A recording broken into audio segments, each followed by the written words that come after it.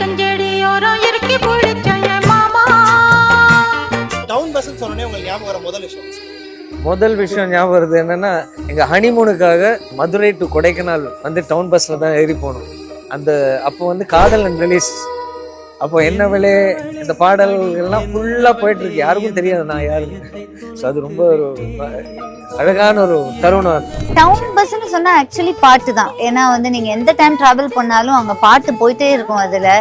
And நம்ம வந்து ஜென்ரலா கேட்காத பாடல்களை விட ஒரு வேற கைண்ட் ஆஃப் மெலடிஸ், வேற கைண்ட் ஆஃப் ஹிட்ஸ் வந்து நீங்க அந்த மாதிரி டவுன் பஸ்ல தான் கேட்க முடியும். டவுன் பஸ் அப்படின்னா பியூட்டிஃபுல் மெமரிஸ். அதாவது நல்லா சாப்பிட்டு பஸ்ல ஏறி படுக்கிறதுக்கு ஒரு அற்புதமான பாடல்கள். தூக்கம் வந்துனே இருக்கும், பட் தூங்க மாட்டோம். அந்த மாதிரி ஒரு பியூட்டிஃபுல் எக்ஸ்ட்ரானரி சாங் செலெக்ஷன் நமக்கு இசையமைப்பாளர்கள் அவ்வளவு சொத்து கொடுத்திருக்காங்க. என் கண்மணி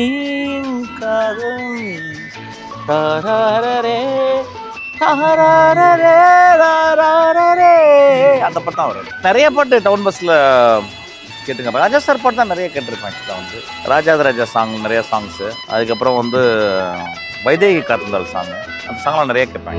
என் கண்மணி காதலி இடமாங்க